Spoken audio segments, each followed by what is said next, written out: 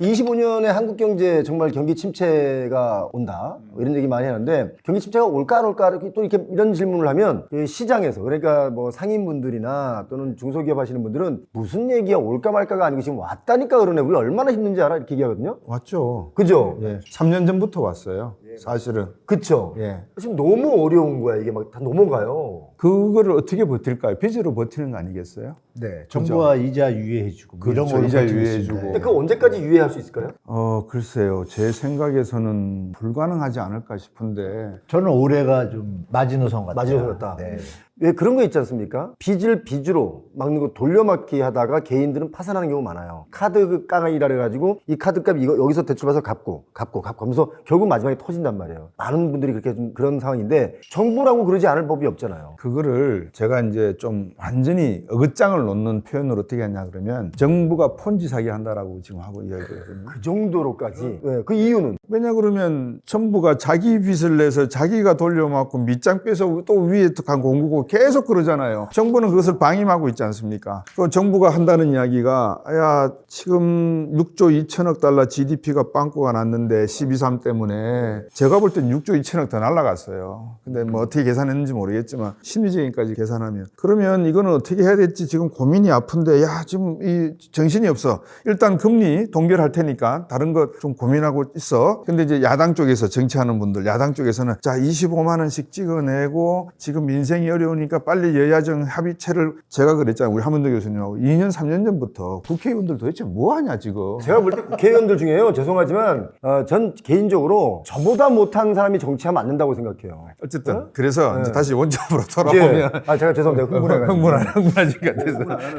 그래서 폰지 사기를 각자 국민들에게 지금 자행하도록 만들어 놓고 있는 이 구조는 언젠가는 망할 수밖에 없어요. 그래서 그거를 제일 먼저 느끼는 사람들이 누구냐? 자영업자분들이 상업적으로 느끼시고요. 왜냐하면 소매 판매나 소비 심리가 2022년 이후로 완전히 내리막길. 그러니까 코로나19가 거의 끝나갈 무렵부터 시작해서 완전히 내리막길이거든요. 언젠가 살아나겠지 했는데 20년 그래 첫 해니까 21년 둘째 해니까 22년 문재인 정부 마지막 기회였죠. 하니까 문재인 정부에서 뭐 전체자금 대출도 막 풀어주고 하니까 이제 숨통이 트일라나 했는데 23년 지금 대통령께서 자랑하시는 거잖아요. 내가 정부 만들어서 재정 적자는 8조 원밖에 늘지 않았습니다. 이래버리거든요. 예. 재정 건전성을 강조하잖아요. 재정 건전성. 아까 방송이 들어갔는지 안 들어갔는지 모르겠습니다만 미국은 3경을 푼다 그러셨잖아요. 어디다가요? 로봇 산업에. 예. 우리나라 얼마 풀어야 된다고 그랬습니까? 우리나라는 최소한 300조 이상은 풀어야 된다. 한문도 교수님이 저한테 들어보셨는지 모르겠는데 제가 매번 이야기하는 게 200조에서 300조 풀어라 그랬습니다. 그래야지 로봇 산업이 된다. 로봇 산업이 아니라 대한민국이 그래도 숨은 실수가 있다고 그랬습니다. 재정을 막 지출을 하고 그 지출할 로드맵을 제대로 짜서 확실한 곳에 풀어주고 그 다음에 농협, 수협, 축협, 그 다음에 한국자산관리공사 이런 쪽에서 가지고 있는 자산을 가지고 제대로 플랜을 짜서 자영업자, 중소기업을 살리는 방향으로 국가의 어떤 계획을 세워도 시원찮을 판인데 이 이야기를 하는 사람이 아무도 없어요. 자, 근데 그러면 박 기자님 약간 다른 얘기긴 하지만 결국은 저는 같다고 생각하는데 25만 원씩 나눠주고 또 지자체별로 막 나눠주고 또 부자 지자체가 있고 좀 가난한 지자체가 있잖아요. 뭐 이것저것 가리지도 않고 일단 무조건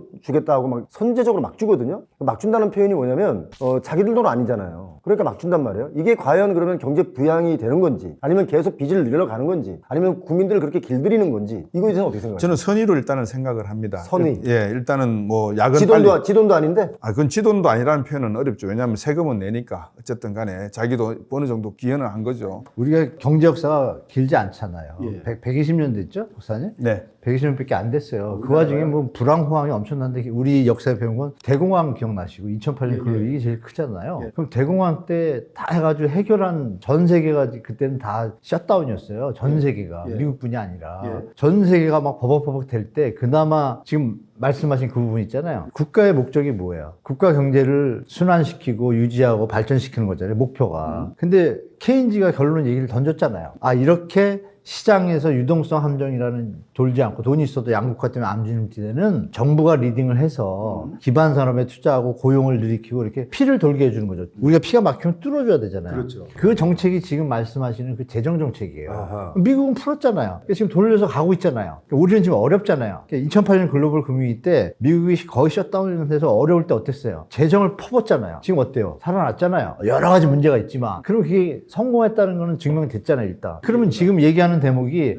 25만 원 쪼잔하게 이 얘기가 아니라 우리 곽 박사님 말씀 그거예요. 이게 전체적인 흐름을 볼 때 전체적으로 중요 산업에 지원할 거 지원해주고 중요 산업에 패킹을 하면 10년 이런 텀을 두고 계획을 잡아야 되는데 지금은 내일 일 막 우리 이게 정신이 없으니까 그렇지. 이게 답답하다 하시는 말씀이라고 저는 해석을 맞나요? 네, 맞습니다. 그게 가장 근본적인 해석 말씀 도와주셔서 감사하고, 두 번째는 일부 미장원, 떡방아집, 그다음에 재래시장의 쪼매난 상가는 도움이 됩니다. 근데 이게 효과가 영속적이지를 않습니다. 그러니까 이제 경제에서 우리가 흔히 그러잖아요. 지속 가능한 성장. 그 지속 가능성은 과연 어디에 있느냐? 결국 국가가 앞에서 말씀하신 대로 10년, 20년 추동할 수 있는 경제의 그림, 비전이 존재해야지만 지속 가능한 건데, 근시안적으로 떡집, 미장원, 목욕탕, 그리고 뭐 액세서리 집이 살짝 숨을 쉰다고 해서 경제가 해결됐다라고 하는 것은, 이거는 뭐라고 그러죠? 작은 것을 크게 해석하는 그런 방향이니까 이런 거를 자꾸 국민들이 쏘고면 안 된다는 거예요.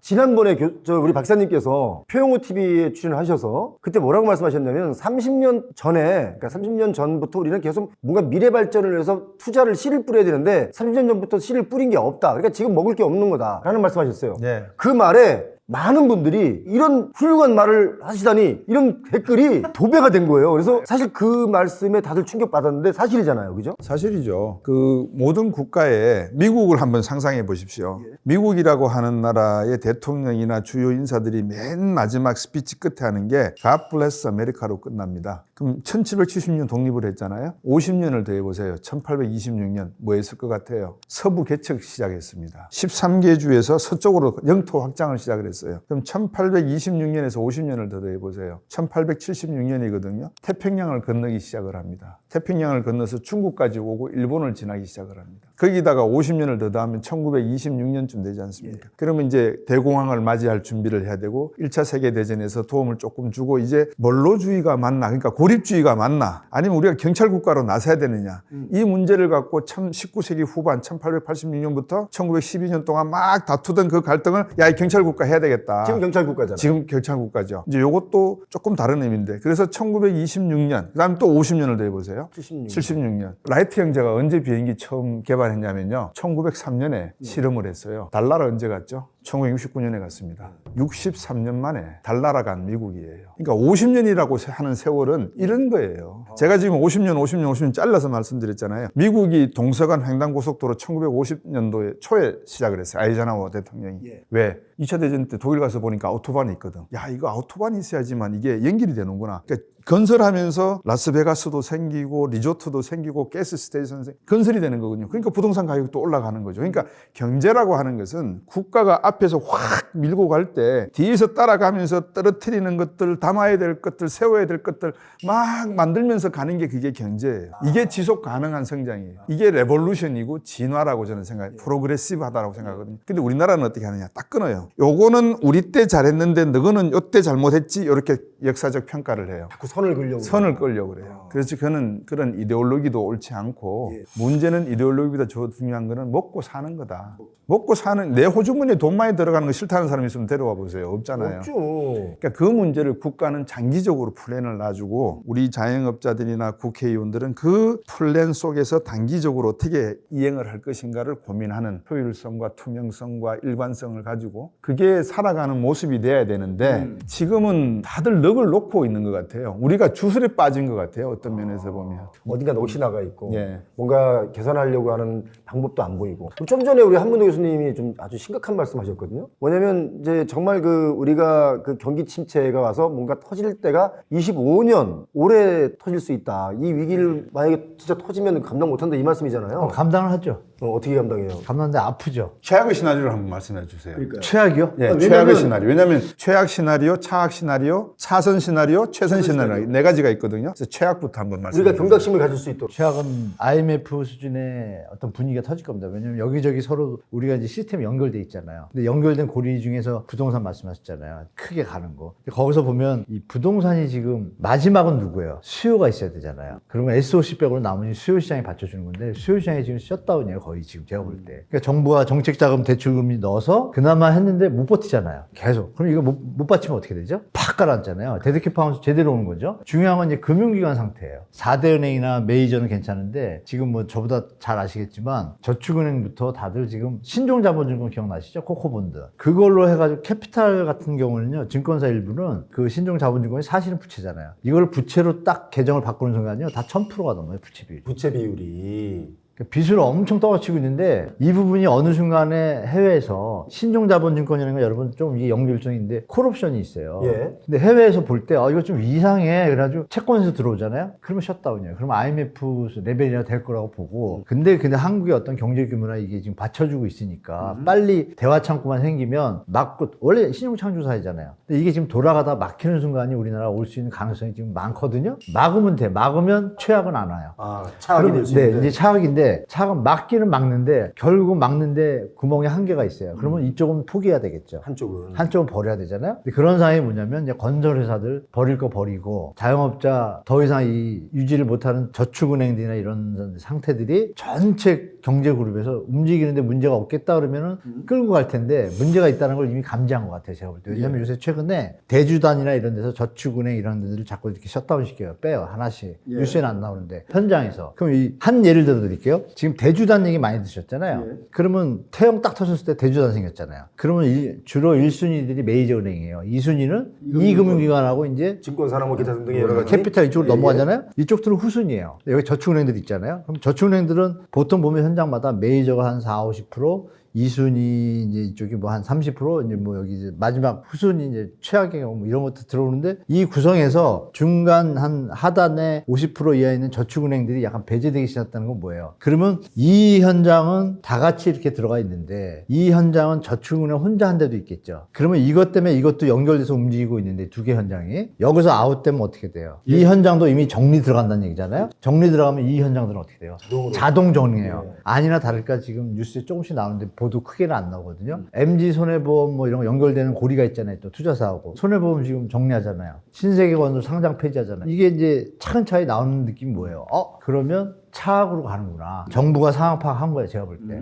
차악으로 가는데 부동산 시장을 마지막 결정타가 뭐냐 지금 볼 때 공공에서 25만 2천원 지금 공급한다고 하면서 역대 최대 이렇게 떠들잖아요. 뉴스가 나왔는데 반응이 없어요. 시장에서. 그죠? 반응이 없어요. 역대 공공에서 25만 원. 근데 한쪽에서 뭐라 그래요? 내년 후년 공급 물량 적어서 폭등한다고 또 사기성 기사가 나요. 제가 볼 때는. 왜냐하면 민간하고 공공하고 합쳐가지고 보통 4-50만 원가 나오는데 내년에 25.2만 원 하니까 이쪽에서는 16만 원거든요. 민간이. 그러니까 민간이 16만 더하면 40만이 돼요. 정상이에요. 근데 이건 놔두고 이쪽에서는 민간이 공공이 14만 뭐 15만으로 역대 최저 이러고 있는데 덧셈을 보니까 더 많아졌잖아요. 근데 이 소식에 대해서 시장에서 수요자들이 반응이 없어요. 그러면 이거는 셧다운 된 거예요. 소비가 이미 주택 수요가. 그러면 이 상태에서 25만 원을 갑자기 왜 많이 질까? 안 짓다가. 잘 보세요. 건설사들이 지금 요새 공사 이렇게 갈등 많잖아요. 공사비를 못 받고 있어요. 이거 이제 조금 있으면 뉴스 많이 나올 거예요. 설날 지나고 아니 이미 지금 막 나오고 있어요. DLH 나오고 있어요? 지금 평택에 짓는 거 공사 멈췄거든요. 그 전부터 그랬는데 제가 6개월 전부터 얘기했거든요. 이거 이제 터진다. 언제 터져도 이상하지 않다 계속 말씀드렸잖아요. 그렇죠. 그건 이제 지금 알고 있는데 이게 이제 계속 심화되면 어떤 일이 벌어지냐? 그러면 이제 건설사 치킨 정리가 될 거예요. 그게 이제 저는 올해로 보는 거예요. 근데 그 정리를 정부가 알고 있냐 모르고 있냐 차이예요. 알면서 대처하면서 가면 차악이 되는 거죠. 그러면 정부가 그러면 이 와중에 25.2만 원을 하면은 새로 신규 분양하는 현장들은 어떻게 돼요? 여기 정부가 분양을 하면 분양가가 시세보다 낮잖아요. 그럼 여기 신규 분양이 잘 될까요? 민간이? 약세가 되잖아요. 그럼 분양하지 말란 얘기잖아요. 더 중요한 건 뭐냐? 그럼 건설사들이 반대를 해야 되잖아요. 반대를 안 해요. 도리어 건설사들이 회원사인 대빵이라고 볼 수 있는 주택산업연구원장이 뭐라 그래요? 빨리 정부에서 인허가만 내주면 우리 공공택지 공급 바로바로 하겠다. 이게 뭐예요? 민간 시장에서는 이미 가격이 시장에서 브레이크 걸린 거예요. 그러니까 공공이라도 싸게 해서 분양을 하면 어떻게 돼요? 팔릴 거 아니에요? 그러면 공공 건설 공사비가 어떻게 돼요? 미수가 있어요? 공공에서 민간한테 공공택지가 없잖아요. 미수 없죠. 돈이 돌잖아요. 그러면 이게 키포인트잖아요. 정부가 갑자기 물량을 왜 늘릴까? 그동안 지고 있다가 건설사 편들어주다가 아직 답이 없다고 판단했다고 저는 보는 거예요. 그러면 공공을 늘려 뭐예요? 기본 정책이잖아요, 경제에서. 민간이 죽을 때 공공이 커버를 해줘가지고 유지되게 하는 게 이제 정부 정책 방향. 이게 지금 시작됐다는 건 뭐예요? 정부가 이 상황을 다 파악하고 인정했다는 얘기죠. 그러면 한국은행하고 F4 모여서 뭐 얘기했을까요? 아, 이제 구조조정 합시다, 인간적으로. 이 얘기했었겠죠. 이게 이제 벌어지고 있는데 밖에다 대놓고 구조조정 할 겁니다. 이 상황이 아니잖아요. 환율 급등해가지고. 그러니까 말도 못하고 그냥 이러지도 저러지도. 조용하게 하는 이런 거에 차악의 시나리오로 가고 있다. 그래서 저는 25년도가 좀 어려운 한 해가 될 가능성이 높다라고 예측하고 있습니다. 요거를 거시경제학적으로 제가 조금 풀어봐 드릴게요. 좋습니다. 예. 그러니까 제가 아주 오늘 공부를 많이 했는데 우리나라 경제가 누구를 닮아간다 그러죠? 일본 경제를 닮아간다. 그래요. 아, 거의 그렇죠. 예. 그러니까 일본 경제가 어떻게 95년도에 급락을 하고 잃어버린 30년을 지금 질질질 끌면서 오고 있는지를 저들이 보고 있지 않습니까? 그러면 우리나라가 지금 일본처럼 노인 인구 65세 이상이 20%가 넘어가는 초고령화 사회에 진입을 하고 있고, 그 다음에 경제 성장률도 잠재 성장률이 1%대로 간다, 좀 있으면 0. 몇 %대로 간다라는 이야기들이 나오고 있고, 그러면 경제 성장이 존재를 해야지만 의식주 문제, 민간이 살아가면서 가장 필요한 의식주 문제, 그리고 중산층이 가장 기본적으로 가져가야 될 의식주 문제가 해결이 되는 가능성이 있거든요. 근데 장기적으로 성장률이 1%대로 떨어진다? 더 이상 경기 성장을 추동할 수 있는 산업이 존재하지 않는다? 반도체, 자동차 미국 가서 생산해야 이제는 먹고 살 수가 있다? 뭐 이래버리면 한국 경제에서 부동산 문제가 제일 먼저 추리고로 터질 거단 말이죠. 그러면 이 트리거가 땅 땡겨지는 순간, 일본도 그랬거든. 제가 그랬잖아요. 저번에 표영호 TV 나가서 전 세계 역사에서, 인류 역사에서 13번의 대불황 대공황이 있었는데 그 중에 모두가 다 부동산 버블로 터졌고 그 11번이 전쟁으로 끝났다. 제가 말씀을 드렸거든요. 아, 전쟁으로 끝났어요? 전쟁으로 끝났습니다. 맥켄지 보고서에서 나온 네, 내용인데, 네. 2008년도. 그래서 지금 이 부동산 트리거가 탁 터지면 저도 많이 들어요. 벌써 뭐 사업자 중에서는 어음으로 받았던, 수표로 받았던 수표를 은행 가서 찾으려고 했더니만 안 나온다는 거예요. 이제 그런 식으로 지금 막 터지기 시작을 하니까 제가 차선까지도 부탁을 안 돼. 차악 정도만 돼도 괜찮겠다. 이게 정부가, 정직하지 않은 정부가 있고 일하지 않는 국회가 존재하기 때문에 지금 대한민국은 거의 국민들은 무슨 말을 해도 가짜 뉴스와 진짜 뉴스가 막 뒤섞여 가지고 무엇이 진실이고 거짓인지를 판별하지 못하는 그런 상황에 와 있다. 그래서 표영호 대표님 같은 이런 분들이 정말 방송을 통해서 경제의 가장 그 깊은 그 핵심 부분의 문제가 어떤 것인가를 많이 알려 주시고, 국회 역할도 하셔야 되고 국회의원 역할도 하셔야 되고 대통령 역할도 하셔야 되고 하는 총재 역할도 하셔야 되고. 그래서 제가 오늘 만난다 그러길래 제가 제안을 하나 하려고 그랬어요. 부동산 당을 하나 만드시는 게 어떻겠어요? 그러면 제목을 부당으로 하면 부당하다 그래가지고 또 막 탄핵하고 그러면 또 어떻게 합니까? 아무튼 간에 그냥 단순한 질문 먼저 던질게요. 우리 한문도 교수님께. 네네. 한국 부동산 지금 우리 시장 어때요? 그냥 여러 가지로. 아파트도 그렇고 오피스 빌딩도 그렇고 뭐 여러 가지로. 우리가 뭐 두 가지 관점에서 말씀드리면, 지표라는 관점에서 팩트로 이제 볼 수 있고, 나오면 이제 바라보는 시각이 우리 곽수정 박사님도 계시지만 사람들의 합리적 심리 상태? 이거를 이제 두 가지 볼 수가 있잖아요. 그럼 지표상으로는 뭐 제가 말씀 안 드려도 다 아실 거예요. 자, 뭐 거래량, 뭐 매물, 경매 지표, 뉴스가 너무 많이 나오잖아요. 그러니까 한마디로 그 분위기예요. 근데 그 분위기인데 앞으로 미래에 살아날 가능성이 있다라면 그나마 심리라도 사라질 거 아니에요? 로버트 루카스가 얘기했잖아요. 합리적 기대가설이라고. 그게 뭐냐면 시장이 정부가 얘기를 해도 안 움직이는 거예요. 안 믿고 안 움직이고. 예전에는 그 정부, 뭐 시장이 정부 정책을 이길 수 없다 이런 뭐 논리적인 얘기도 있지만, 이게 안 먹히는 타임을 대해서 말씀하신 게 합리적 기대가설이에요. 상합하게 된 거예요. 아, 그럼 나는 내가 합리적으로 판단한 그쪽으로 가겠다 하는데, 이게 한두 명이 아니라 대부분이 그쪽으로 가면 어떻게 돼요? 이제 합리적 기대 쪽으로 가면 정부는 이제 하던 정책을 멈추고 정리하고 여기에 따라가야 되는 거예요. 이런 시장을 패턴인데요. 그게 지금 이쪽으로 다 움직인 게 나타나는 게 이제 사람들이 안 사요. 또 안 사거나 못 사요. 그래서 정부 정책 금리만 1% 3% 있잖아요. 그것만 좀 움직이고, 예전에 갭 투자하셔가지고 차익이 난 분들, 그거 팔아서 뭐 차익 실현해서 갈아타기 하시는 분들, 요 수요만 남은 거예요. 실제적으로 우리가 돈을 모아서 나는 2년 뒤에 결혼하고 저기 집 사야, 이런 분들은 이미 소멸 상태예요. 제가 볼 때. 그렇기 때문에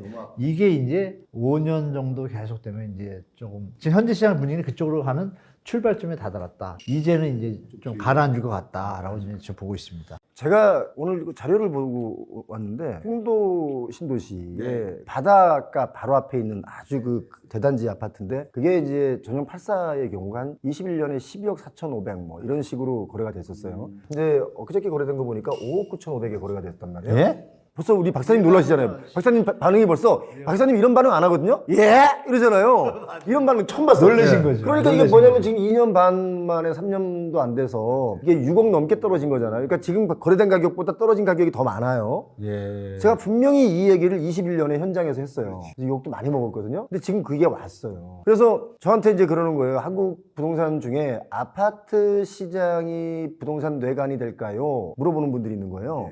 저는 아파트 말고 오피스나 상가 쪽에서 먼저 뇌관이 터질 수 있다. 지금 거기는 지금 뉴스에도 안 나잖아요. 잘 안 나죠. 그래서 이 부분은 우리 박사님께서, 왜냐면 한문도 박사님이 이거 다 알고 계시니까. 저는 이제 말씀하신 대로 상가 동의합니다. 근데 오피스는 좀 아니고요. 오피스는 나름 운용사나 대기업들이 어떤 뭐 임대 그 베이컨시를 메꿔준 툴이 있어요. 이렇게 예. 시스템이. 그것도 네, 빚인들 요즘 운용사에서. 구조조정들 하면서 회사를 이전하고 하고 있는데 네. 다행히 신흥 부자된 기업들이 좀 있어요. 그 기업들이 강남으로 들어오고 싶어 하잖아요. 근데 그쪽 부분들에 대한 어떤 수요 공급이 약간 안 맞는 상태고 이거는 지금 안 터지고 내년이나 올해 연말이나 내년쯤에 이제 오피스 문제가 터져요. 왜냐하면 아하. 여의도에 가보시면 짓는 거 지금 많아요. 그게 그 용량이 엄청 많거든요. 수용량이. 그쪽으로 옮기면서 여의도 시대가 열리게 되면 강남이 조금 이런 분위기가 오는 게 저는 내년으로 봐요. 올해는 좀 아니고 오피스는 상가는 이미 말씀하신 대로 그대로 나타나고 있어요. 정확히 보셨고 주택하고 똑같이 그 분위기로 가는데 상가는 지표는 더 안 좋습니다. 사실상. 네. 왜냐하면 자영업자분들이 안 좋잖아요. 예. 그럼 어떻게 되겠어요? 당연히 상가 공실이 많이 생기면서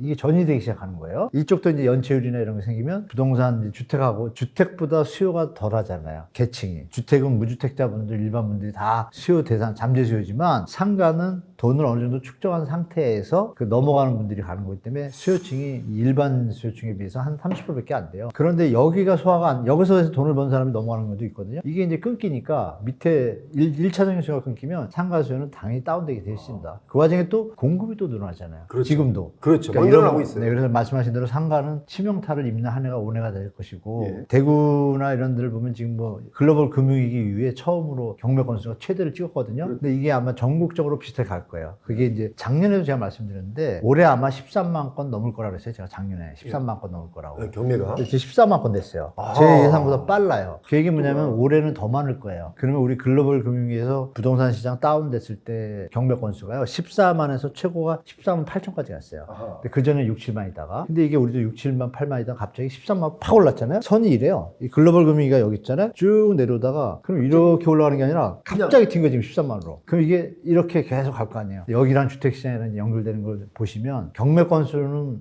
주택시장의 선행지표잖아요. 그러니까 지금 말씀하신 대로 상가까지 겹쳐주면 생각지도 못한, 계속 말씀드리지만 올해하고 내년 사이에 생각지도 못한 2030들이 처음 겪어보는 부동산 시장의 어떤 연착륙 모습을 보게 될 것이다 라고 보고 있습니다. 일본의 경우가 잃어버린 30년, 잃어버린 20년 이런 걸로 인해서 지금 20대나 30대 분들이 일본 사람들이 그 자기네 나라가 잘 살았다는 기억이 없어요. 그러니까 우리 청년 세대들이 어쩌면 이걸 계속 우리가 답습을 한다고 치면 지난번에 우리 곽수정 박사님께서 우리의 경제가 누구 닮았죠? 일본 닮았다 그랬잖아요. 근데 만약에 이런 것마저 닮아간다면 지금 우리 20대들이 이제 막 부동산 영끌했다고 막 좋아하다가 내 집 마련했다고 좋아하다가 이게 무너지면 그들도 굉장한 위기가 오는 거거든요. 아니 그들 다가 아니라요. 갭투기 하는 분들만. 연구하는 분들 정말 타격이 크죠. 제가 얼마 전에 아파트 대출 못 갚아서 이게 아파트가 경매로 나왔나 해서 봤더니 상가를 샀는데 상가가 다 걸린 거예요. 그래서 이 상가의 어떤 대출을 받을 때 보유하고 있던 아파트를 담보로 잡은 거예요. 그래서 아파트가 넘어간 거예요. 이런 경우들이 많이 있는 거예요. 그래서 이제 박사님은 미국에서도 이런 현상들을 좀 보셨는지. 저는 부동산 전문가가 아니라서 두 분 말씀하신 걸 가만히 듣고 공통점을 좀 찾아봤어요.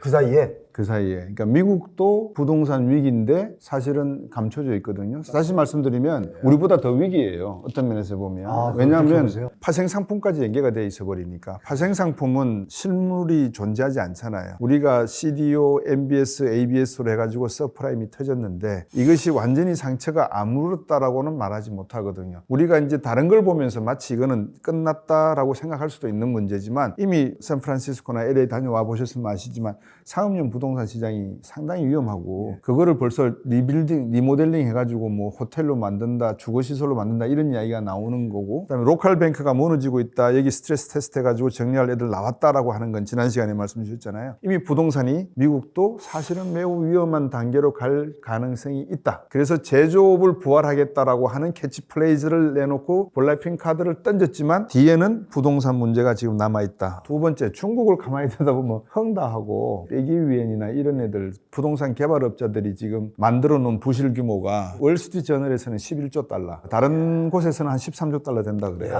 13조까지 13조 달러. 와, 예. 어마어마하네. 그래서 미국이 서프라임 났을 때 6조에서 7조 달러 그랬거든요. 그러니까 2배가 터질 가능성이 터졌죠. 근데 이거를 어떻게 메울 건가, 이 파토를. 그 다음에 한국을 이래 들여다보니까 방금 두 분께서 말씀 주시는 우리나라도 비슷하네. 제 기억이 맞는지 모르겠습니다만 2017년부터 해서 2022년 요 기간 동안에 환경, 생태계적으로 돈을 풀 수밖에 없었잖아요. 금리를 떨어뜨리고. 어느 정부를 탓하는 게 아닙니다. 그러니까 많은 시청자분들이 자꾸 이런 말씀 드리면 뭐 하는 줄 알고 예. 그게 아니에요. 그런 게 아니고 그 시대 코로나적인 상황 때문에 정부가 돈을 풀 수밖에 없었고 그 푼 돈과 저리를 이용해서 말씀 주셨던 영끌 비투 해서 그냥 부동산에 거짓말은 안 한다 그랬으니까 아버지 할머니께서.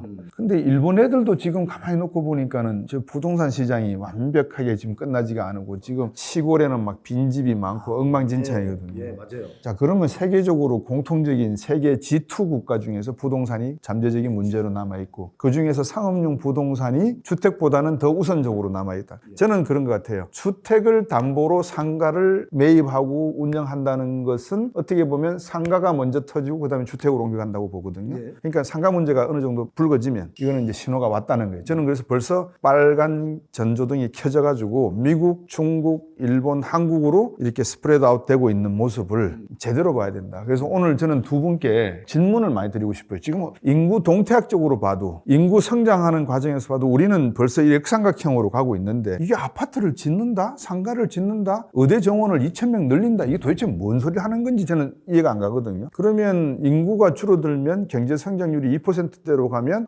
인구 줄어드니까 GDP는 늘겠네. 그러면 소득이 늘어나면 소비는 늘어나겠네. 소비가 늘면 성장률이 늘어나겠네. 이 개념이 안 들어서고 오히려 거꾸로 돼버리니까 도대체 뭐 어떻게 돼가고 있는가 부동산 시장에서. 그죠? 그 문제가 지금 제가 두 분께 여쭤보고 싶은 내용이에요. 그 부동산 시장을 제가 이렇게 자료를 보니까 사실 그 지금 상가가 뉴스에 안 나오는 이유, 그러니까 상가의 부실이 뉴스에 안 나오는 이유는 이미 그 주인이 없어요. 자, 분양을 받았다고 치면요, 이거를 완벽하게 명의 이전을 다 해야 되잖아요. 근데 이미 중도금에서 걸렸어요. 그러니까 이 상가는 예를 들면 네 것도 내 것도 아닌 건데 중도금에서부터 대출을 다 막혀 있고 거기서 뭔가 이제 이게 담보가 잡혀 있고 하다 보니까 얘는 그대로 있고 말 나온 게 아파트 경매가 얘기 나오는 거예요. 그러니까 남들은 아파트에 문제가 있구나라고 생각하는 분도 있는데 알고 보면 여기가 기초가 있다. 그렇네요. 그래서 이런 게 돈이 안 돌면 이제 시행사나 시공사가 이제 위험해지는 거잖아요. 이제 시행사나 시공사만 위험해지면 차라리 깨끗하게 끝나면 되는데 이렇게 분양받거나 이런 걸 사신 분들이 우리가 상상하는 숫자보다 훨씬 많다. 근데 그분들이 말을 못하는 이유가 대놓고 말하면 너 바보냐? 뭐 이런 얘기만 들으니까 말도 못하고 지금 전전긍긍 앓고 있는 분들이 너무 많다. 이게 지금 현재 현실이에요. 저희가 인터뷰를 한 분들 중에도 이런 분들이 꽤 많거든요. 심지어 어떤 분들은 남편이 집에 갔는데 집이 없어졌대요. 야, 우리 집 어디 갔냐? 근데 그동안 남편한테 얘기 안 한 거예요. 이거 산 거를. 그 남편분이 얼마나 황당했겠어요. 재직금 가지고 그래서 샀구나. 예. 그러니까 이런 일들이 지금 현재 부동산 시장의 우리나라 현실인데 이런 게 뉴스에 지금 잘 안 나오고 있고 이런 게 뉴스에 안 나는데 표용은 너는 이 내용을 어떻게 알고 있느냐? 라고 물으신다면 저희에게 매일 제보가 이런 게 옵니다. 요 내용들이. 그래서 저희가 이 내용들을 파악하면 다 사실이에요. 그 점에 대해서는 우리 한문도 교수님께서 뭐 너무나 잘 이해하고 계실 것 같아요. 네, 맞죠.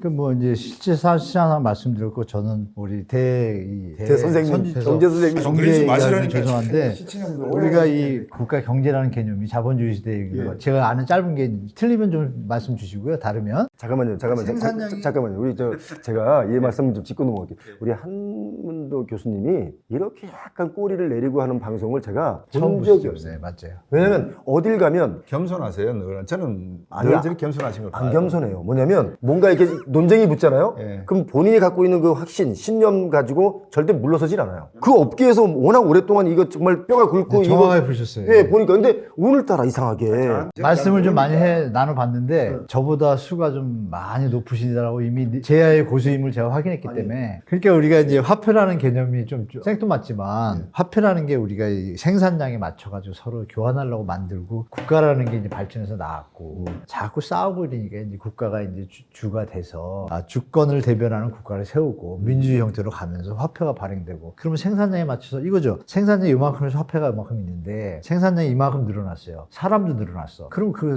사람 수만큼 화폐가 늘어나야 되잖아요. 쓸 만큼. 그거에 맞춘 게 기본인데 이놈의 이제 파생공학 금융이 나오면서 금융으로 쉽게 말하면 그거죠. 돈놀이로 그냥 쉽게 돈 버는 사람들이 많아진 거예요. 제가 볼 때. 그러니까 짧게 말씀드린 제 생각이에요. 조금 문제 있으면 말씀 주세요. 그런 상태에서 그러면 생산량이 늘어나고 그러니까 경제가 발전하고 소득이 늘고 인구가 늘면 당연히 부동산 가격은 내려갈 일이 없잖아요. 그렇죠. 서로 다 올라가죠. 농목 가치도 올라가고. 그런데 이제 어느 순간에 인간의 탐욕이라는 것이 한쪽으로 몰릴 때가 있잖아요. 그게 이제 투기하고 부음이잖아요. 이걸 이제 경제학자들이 다 연구해 보니까 자본주의의 맹점이 이거구나. 쏠렸다가 끌었다 쏠렸다 끌었다 그럼 이거 해결할 방법은 없네 라는 게 결론이라고 저는 판단해요. 없으니까 그냥 예측하고 진단하고 거기를 좀 준비하고 그러니까 우리가 밥 먹으면 이건 거죠. 좋으면 많이 먹으면 살찔 줄 아는데 살찌면 많잖아요. 알지만 살찌잖아요. 그렇지. 근데 어느 순간에는 마음을 먹고 다이어트 하잖아요. 좀 이따 어떻게 돼요? 요요 와서 또 먹잖아요. 뭐 이런 것처럼 경제도 그런 패턴이 있잖아요. 더 잘하실 거예요. 그 상황에서 우리나라가 지금 2017년, 15년부터요. 엄밀히 보면 그때부터 전세 대출 늘리고 이러면서 이쪽으로 건설업계 쪽으로 부동산으로 우리나라 GDP를 올리자는 정권 지도자의 어떤 욕망까지 겹치면서 한쪽으로 쏠린 거예요. 아까 우리 전 시간에 말씀 나눈 미래 10년, 20년 대계를 보고 정책을 잡은 게 아니라 그냥 부동산하고 건설업자 이렇게 같이 하는 우리끼리 양극화가 이게 간 거예요. 가다 보니까 말씀드린 대로 꼭지가 왔잖아요. 꼭지가 왔으면 이제 배탈이 났으면 설사 한번 하고 다시 가야 되는데 설사를 아직 못 했잖아요. 못 하다 보니까 상가 여기저기 이렇게 나오는 거예요. 그러면 결론은 뭐예요? 그럼 설사 한번 시원하게 해야 새 출발한다. 그런 관점에서 보면 그게 뭐예요? 경제학 용어로 가면 구조개혁이죠. 그래서 IMF 총재하고 OECD도 다 하는 얘기가 뭐예요? 구조개혁을 해야 된다. 대한민국은. 가계부채가 되게 많다? 그런데 너희가 구조개혁을 하면 큰 문제가 없겠구나. 왜? 가계부채가 순화되고 이제 정상으로 가니까. 근데 그걸 안 하니까 지금 어떻게 됐어요? 지금 우리 표 대표님 말씀하신 현장에서 다 나타나는 거죠. 그렇지. 그럼 이걸 막을 길이 뭐가 있나요? 일단 한번 쌓아야죠. 그런 타입이다라고 좀 말씀이 좀 죄송한데 아니요, 좋은 말씀이세요. 이렇게 말씀드리고 싶어요. 한문도 교수님 방금 그 비유해 주신 거를 화폐 경제학적으로 제가 비유를 한번 좋습니다. 해드려 볼게요. 제가 중앙은행이에요. 그러면 표 대표님 은행에다가 제가 100원을 빌려드려요. 한문도 교수님한테 소비자한테 또 돈을 빌려주기 위해서. 그러니까 저한테 오셔가지고 10원은 남겨두고 지준율로 남겨두고 90원을 빌려가셔서 또 10% 떼놓고 80원을 드리세요. 그래서 또 넘기고 또 넘기고 또 넘기고 해요.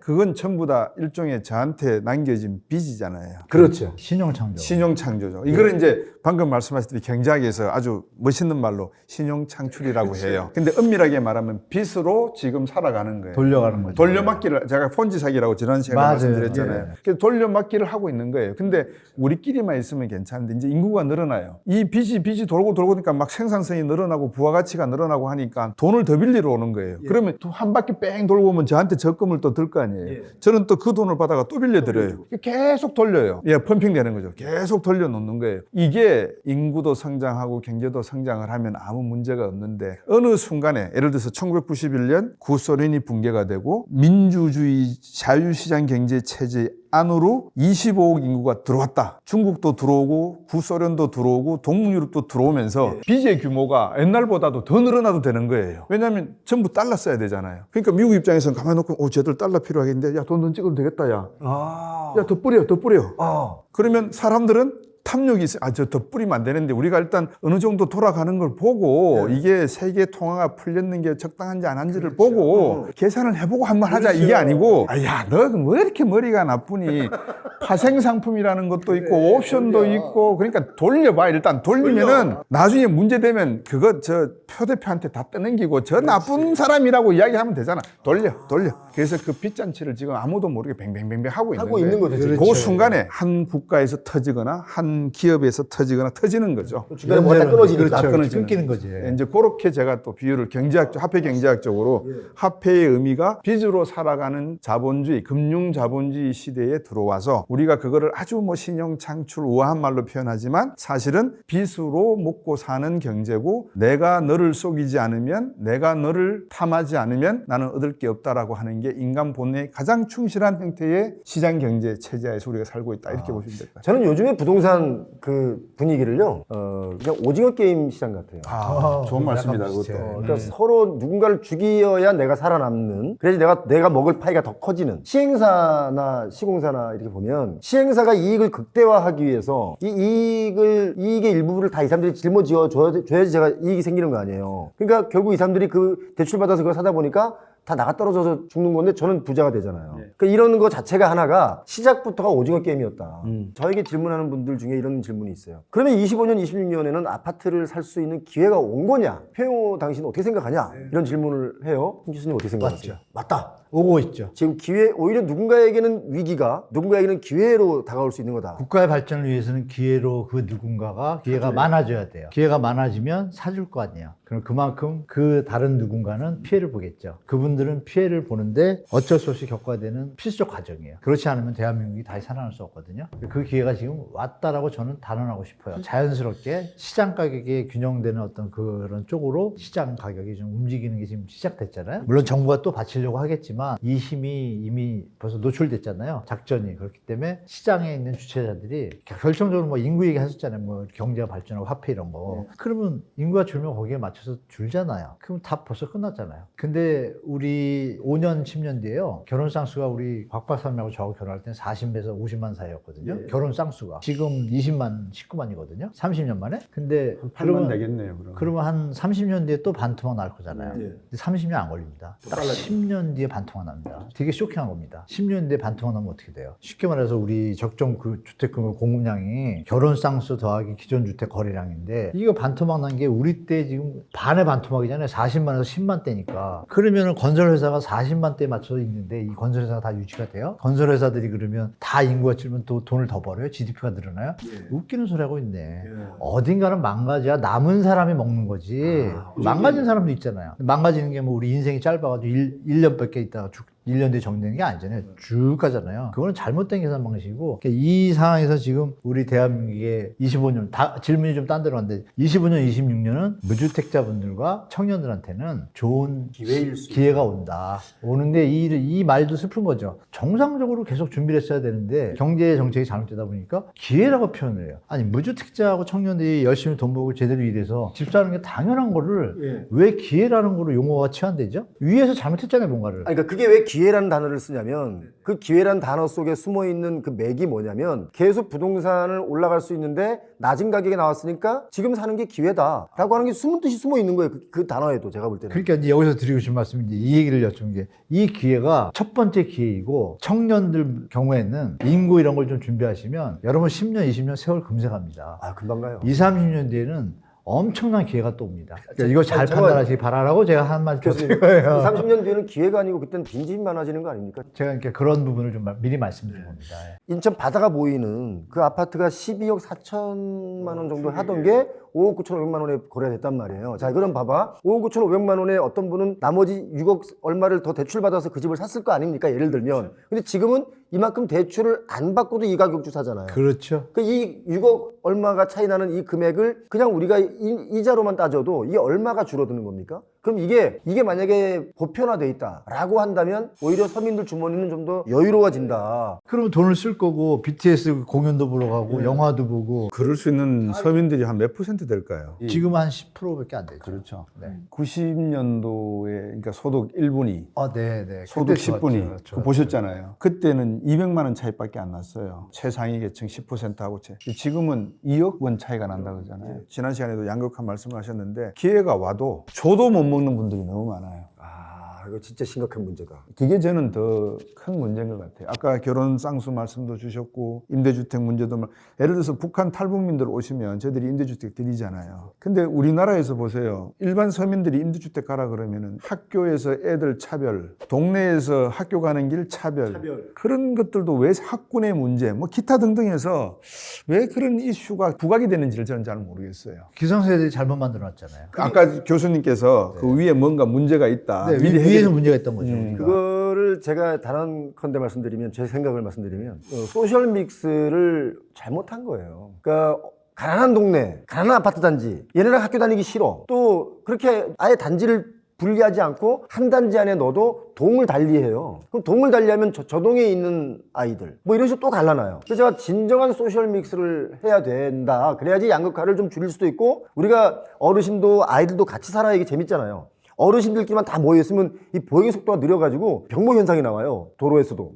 같은 아파트에 같은 동에 우리가 모르는 호가 이게 소셜 믹스가 돼야 된다. 저는 그 주장을 하는 거예요. 아주 훌륭하신 생각이네요. 근데 지난해에 한국은행에서 부동산 문제 이야기를 하다가 네. 교육정책 이야기를 세미나에서 세게 나왔었죠. 예, 한국은행에서. 예, 그래서 소셜 믹스라는 관점에서 대한민국은 다른 중요한 요인들도 많이 있는데 부동산 시장 안에 금융 문제, 대출 문제도 존재하지만 교육이라고 하는 문제도 상당히 소셜 믹스에서 중요한 이슈인 것 같아요. 그러니까 인구가 줄어들고 있다는 거, 소득이 양극화되고 있다는 거, 그 다음에 어떤 소셜 믹스 차원에서의 교육의 어떤 차별화 문제, 이런 것들이 너무나 많이 종합적으로 뒤엉켜 있기 때문에 한문도 교수님이나 우리 표 대표님 같은 분께서 저한테 좀 가르쳐 주셨으면 좋겠어요. 이 중에서 프라이오리티를 매기면 어느 게 최고로 먼저 중요한 거고 소득이 제일 중요한 거야. 일단 뭐 능력이 돼야 원리금 상환을 하지. 그 다음에 학교 보는 거야. 그 다음에 뭐 환경을 보는 거야. 하나의 그 지침 기준 이런 건 없나요? 우리나라 분들의 대충 심리적 상황을 놓고 보면. 우리 교육 받아올 때 저부터 말씀드릴게요. 표 대표님이나 받아온 틀이 있잖아요. 그땐 다 어려웠잖아요. 그러니까 서로 배려하는 게 90%였다면 지금은 약간 약해져고 자꾸 이렇게 배척하는 어떤 문화가 나오기 시작했잖아요. 이게 한 10년밖에 안 됐습니다, 사실은. 왜냐면 우리가 배운 거는 부모들이 일부 극히 뭐 1%, 5%만 야, 뭐 쟤들하고 놀지 마 이런 좀 이상한 엄마들이 있었겠지만 그 뉴스에 나와가지고 비판을 받았잖아요. 중요한 건 저는 이 원인의 어떤 차이동화 이런 거 다 필요 없고 언론의 기레기화가 이 출발입니다. 예를 들어서 어느 단지가 임대아파트 주민들하고 뭐 이런 얘기가 있잖아요. 그러면 그 기사의 끝에 중요한 거죠. 이런 식으로 세상 살면 안 돼. 그건 사람의 가치가 없는 거야 라는 논조로 위에서 데스크나 사주가 방향을 잡아주는 게 맞잖아요. 지들은 뭐 언제부터 부자였어요. 우리나라 대한민국 6.25 터지고 나면 다 거지였어요. 거지들이 부자 됐다고 거지를 아주 인간의 최하위급 어떤 인성이잖아요. 이거를 언론들이 그러면 공부도 더 하시고 화이트 칼라면 기본의 틀에서 우리가 유교의 나쁜 건 버려야겠지만 우리가 인간성이나 어떤 이런 유지의 삶의 가치에 대한 거는 좋은 건 받아들인다고 하면 이런 부분에서 인간은 평등하다. 법에도 써 있잖아요. 그럼 인간은 평등하라는 헌법 뭐 이런 거 넣어놓고 이걸 이렇게 살면 안 된다. 너도 그렇게 될 수 있고 거기 부자. 이렇게 의식을 고취시키면 사람들이 애들은 모르잖아요. 근데 어릴 때부터 임대아파트하고 놀지 마 이렇게 엄마가 가르치거나 언론에서 뉴스를 보면 어떻게 돼요? 그게 맞는 줄 아는 거예요. 근데 그걸 누가 키웠죠? 언론. 그래서 저는 아까 말씀 주신 질문 중에 뭐 어떤 것이 제일 중요하냐는데 저는 언론이랍니다. 지금부터 만약 20년 동안 임대아파트를 비하하는 사람들은 인성에 문제가 있다라고 10년 동안 기사가 나온다고 쳐요. 비하겠어요? 안 할 겁니다. 이게 국가적인 교육의 방향인데 국가교육부 수장부터 다들 뭐 했어요? 학원 늘려서 뒷돈 받아먹기처럼 이렇게 쏠리다 보니 우리가 못 살다가 갑자기 잘 사니까 돈의 물질의 맛을 알았잖아요. 근데 그 뒤에가 뭐예요? 지금 트럼프나 돈 많은 사람들이 마지막에 하고 싶은 게 뭐죠? 정치잖아요. 근데 정치의 목적은 뭐예요? 삶을 발전시키는 건데 가보니까 정치 놀이가 더 재밌는 거야. 어린애들이 잘못 교육받아서 빠지는 것처럼 정치하는 사람들도 잘못 빠져가지고 정치질을 하잖아요. 거기서 깨달으면 어떻게 돼요? 스웨덴 같이 좋은 나라가 되는 거죠. 깨어있는 시민들이 있고 이런 과정 속에 있는 것 같아요. 제 답은 이겁니다. 이게 저 중독성이 강해서 거기 이제 한번 들어가면 이상한지도 모르고 이상한지도 계속 하고 이제 이렇게 막 허리도 굽혔다가 막 이러고 다 이상하게 되더라고요, 사람들이.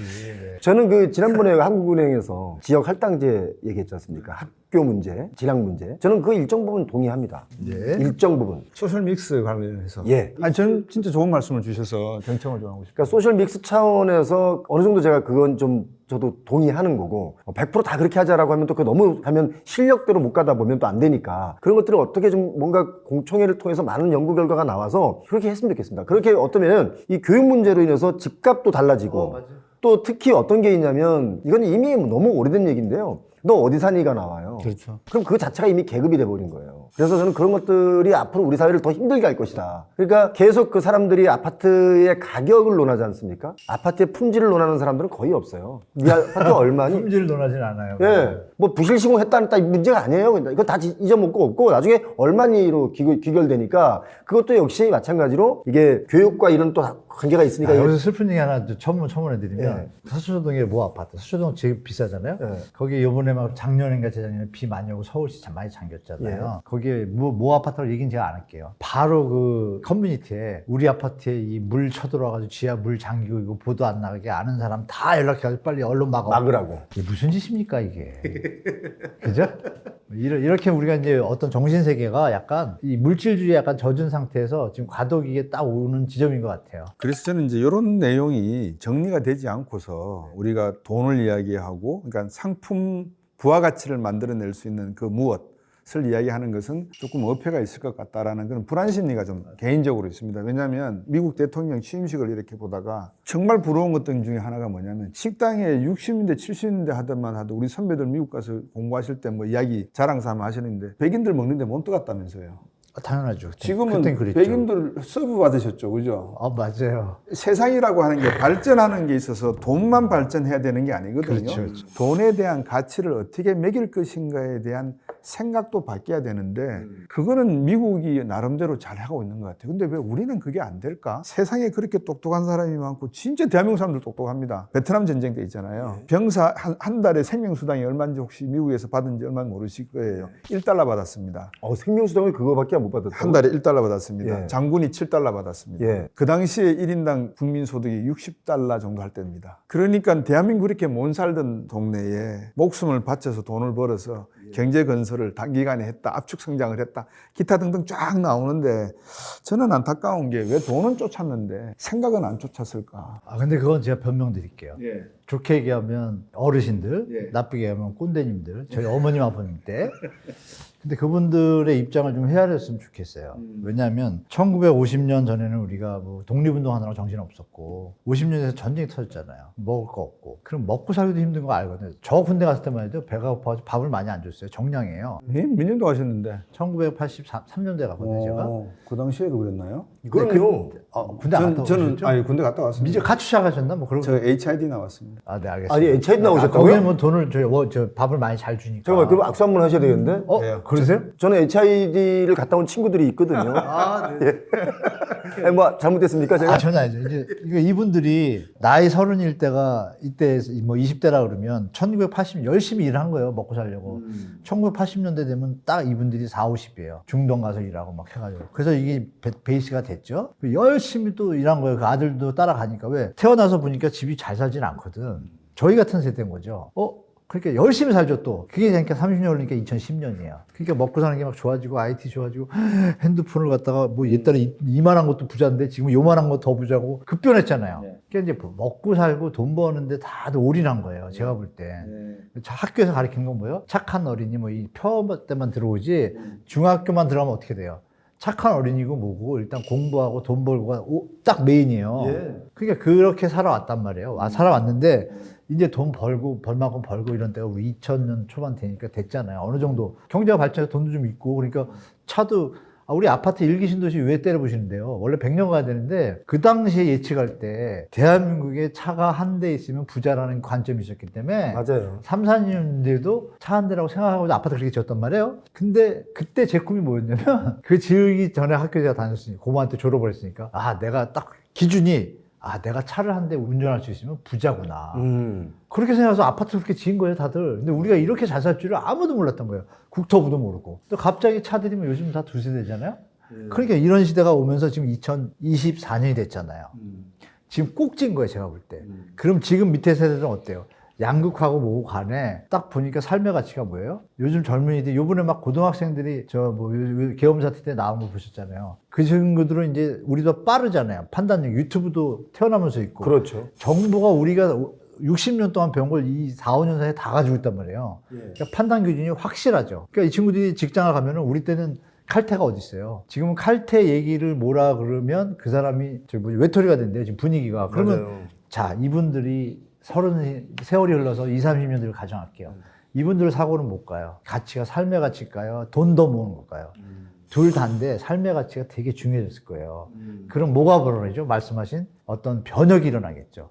그게 어디서 출발하겠어요? 이 부동산에서 출발해서 제가 말씀드린 거는 그러면 이제 지금이 골든타임이구나. 그럼 학교들을 우리가 지금 강남에 뭐 있었어요? 배밭이었어요. 저 마포대교에서 아버지 손잡고 이 배하고 타가지고 배상 내고 들어가니까 장화 신고 저는 애라고 장화도 안 주고 짚어짚어 됐는데 아, 그때 애라고 좀 무시했구나. 30년 뒤라고 그때는 데려가 배 타는 것도 최고인데 부자인데 최고였죠. 예. 그렇지. 그런 데가 이렇게 됐잖아요. 그 원인이 뭐예요? 학교 받고 정부에서 주도 아까 말씀드렸잖아요. 저번에도 정부가 주도적으로 밀어주니까 됐잖아요. 강릉인데 너무 발전했잖아요. 그럼 그때 발전할 때 동력은 뭐예요? 열심히 번 딴 분들의 세금이었잖아요. 그럼 이제 이게 좀 심화됐잖아요. 그럼 요번에 아까 교육개혁 얘기를 뭐 균형 발전을 조금 나눠준다? 저는 그게 아니라 예전처럼 그럼 과감하게 서울대 뭐 이거 다 옮기면 어떻게 될까요? 다들 모여가지고 균형 발전 시작되고 이렇게 이제 10년, 20년 계획을 잡으면 이 문제는 걱정하지 않으셔도 될 거다. 여기서 핵심이 뭐냐? 저는 그때 되면 여기 없을 것 같으니까 우리나라에. 왜냐하면 딴 나라 가야겠죠? 30년 뒤에는? 그러면 주역은 누구예요? 지금 30대 분들이에요. 그래서 30대 분들한테 제가 말씀드린 거예요. 여러분들이 이제 새로운 우리 선진국의 어떤 삶의 가치나 부동산 정책 이런 부분에 대해서 소리를 내셔야 된다. 그러니까 여러분들의 얘기가 되게 중요한 시대니까 그러면 우리 곽수정 박사님께서 저한테 말씀 주신 질문의 답이 아마 어느 정도 나왔다고 저는 보고 있습니다. 제가 우리 한문도 교수님 말씀하신 거에 하나만 더 덧붙이고 오늘 이 시간 마무리하도록 해요. 뭐냐면 그 신동아 건설이 거의 이제 부도가 났지 않습니까? 이제 지금 법정 관리 들어갔는데 60억. 예, 60억이라는 돈 때문이라는 거예요. 그러니까 이게 지금 경기가 어렵고 더 이게 악화될 수 있다는 의미로 받아들여야 되는 게 이게 뭐 600억, 6천억이 아니라 60억. 반포 아파트 한 채 값이 60억이라고 하지 않습니까? 그 신동아 건설이라는 회사가 반포 아파트 한 채, 8사도 안 되는 돈 가지고 무너지고 있다는 거예요. 그리고 지금 건설회사의 이 재무제표를 보면 실질적으로 그 부채 비율이 400%, 600%, 800% 간 건설회사들이 있습니다. 그럼 이게 만약에 우리 교수님 말씀하신 것처럼 뭔가 하나가 어디서 트리거가 턱 터지면 연쇄적으로 다 무너지는 거예요. 지금 그 위기이기 때문에 한 박사님께서 제가 볼 때는 25년이 어쩌면 터질 수 있다라고 말씀하시는 네, 거죠. 맞습니다. 안 터지면 다행이고 안 터지면 차악으로 26년까지 끌고 갈 수 있는 거죠. 네, 맞습니다. 제가 하나 더 여쭤봐도 돼요? 두 분께 한번 여쭤보고 싶어요. 지금 LA에서 화재 사건이 났잖아요. 예, 예. 집들이 수백만 달러, 수천만 달러짜리 집들도 불다 예, 켰거든요. 몇십만 채 탔죠. 예. 예. 미국 보험제도가 어떨지는 모르겠지만 일단은 그 뭡니까 집값 내는 거는 한 4개월, 6개월 안 내도 되고 연체가 가능하게 돼 있는데 저게 재원적으로 충분히 가능할까요?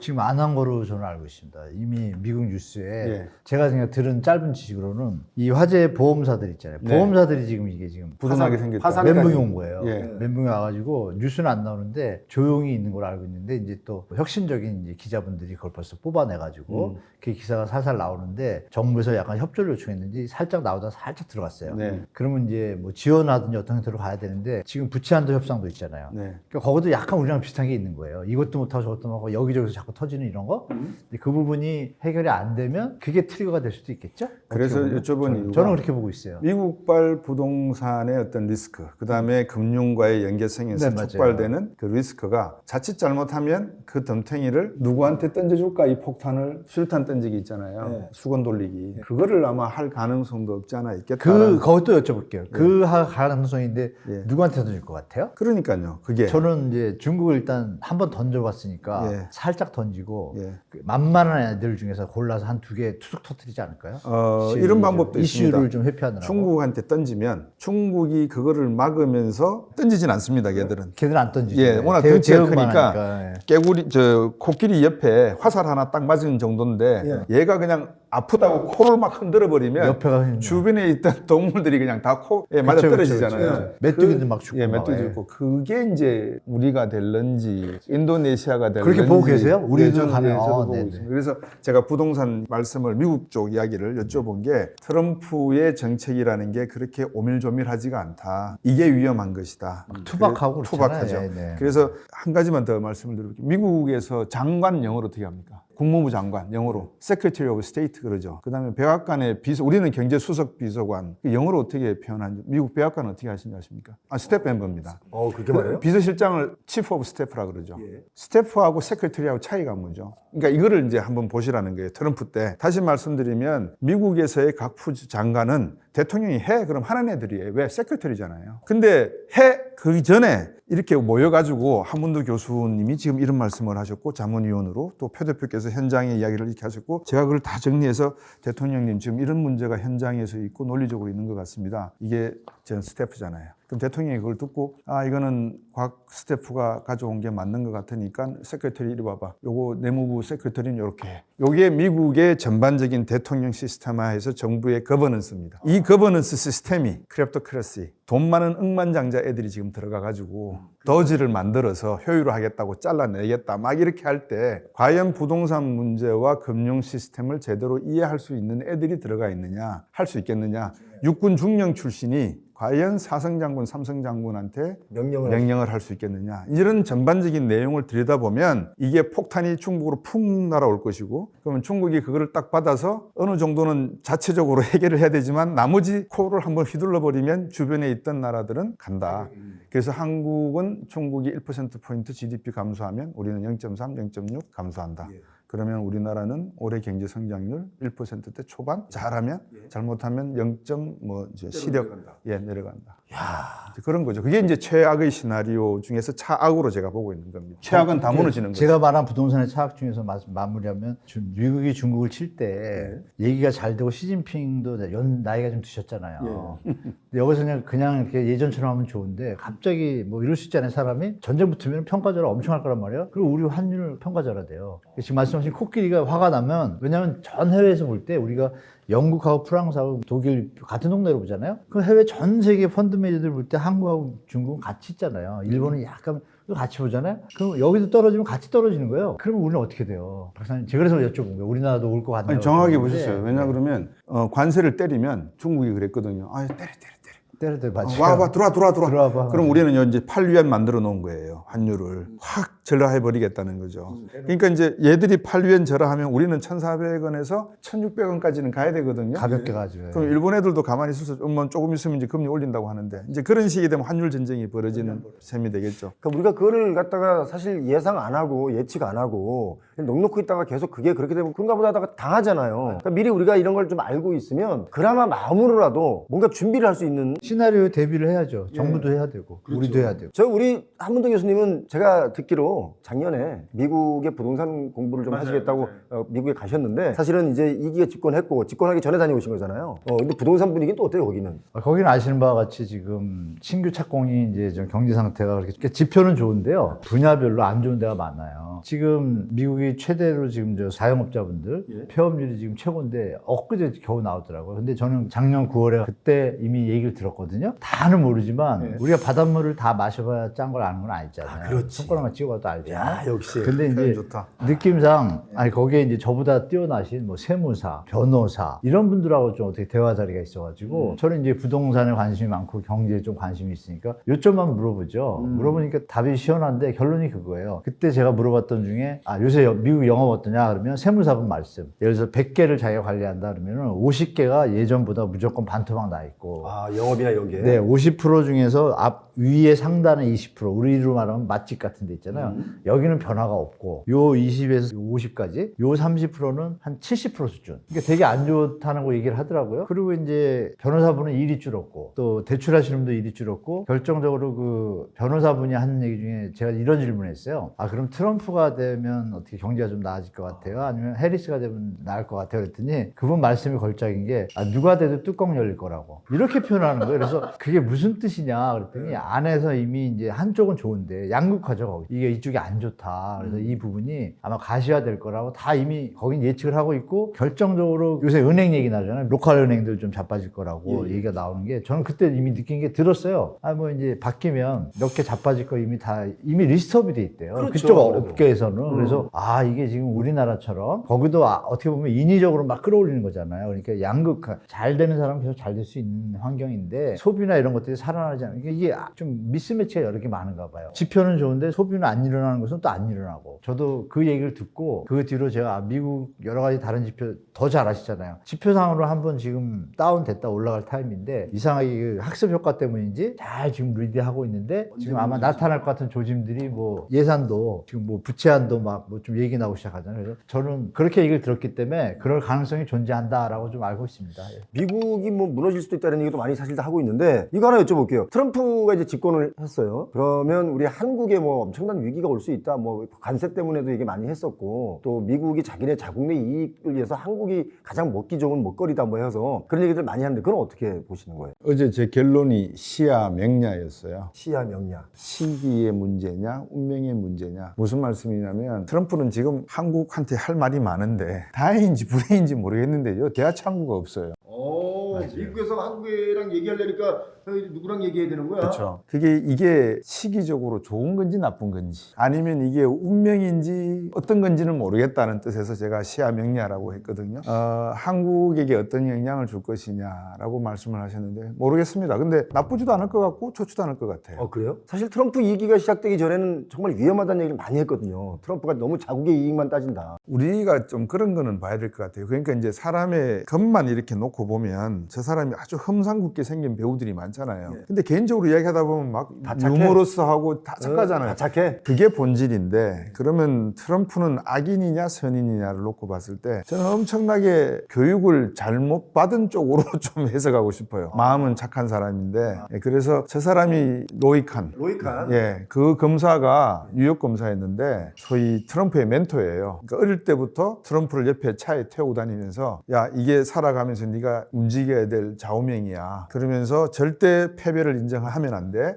절대 실수했다는 말 하지 하면 안 돼. 그리고 무조건 너는 이겼다 승리했다는 말만 해야 돼. 이런 기조를 트럼프한테 주입시켰던 검사 출신 변호사인데 그 검사가 누구냐면 그 2차 세계대전 이후에 소련에게 그 미국의 과학자들이 원자폭탄 기술을 넘겨주잖아요. 몰래 주잖아요. 로젠버그 부부라고 있습니다. 맞아요. 유명하죠. 그 부부를 기소해서 사형시켰던 사람입니다. 그 정도로 아주 철저했던 반공주의자였고요. 그래서 트럼프의 어떤 이미지에서도 이 반공이라고 하는 개념은 아마 좀 뼈에 박혀 있을 거라고 저는 생각이 돼요. 그래서 지금 푸틴하고 협상한다. 시진핑 오발라피스에서 그러더라고요. 기자가 물었어요. 시진핑 만납니까? 그러니까 저 어제 전화했는데 한번 오라 그랬어 그러더라고요. 이제 그거는 오라 그랬어라는 말로 끝나면은 그대로 해석이 되는데 이제 저희들 같은 사람들은 야 오겠냐? 10월 말에 경주에서 에이펙 회담이 열리는데 그때 한번 보겠지. 시진핑도 쫀심이 있지. 너그 나라에 오라 한다고 가겠냐? 이게 이제 해석이거든요. 그래서 이제 트럼프는 그런 식으로 툭툭 던지는 거예요. 그러니까 잽을 날릴 때 이 잽이 채도처럼 아픈 잽이냐 그냥 손방망이 잽이냐를 맞아봐야 알잖아요. 근데 일기 때 맞아본 경험으로 제가 볼 때는 그렇게 센 주먹은 아닌 것 같다. 한번 우리가 그 전에 한번 집권할 때 맞아봤으니까. 상당히 근데 위험한 사람인 것 같다. 왜? 클립토 커런시 이야기를 하고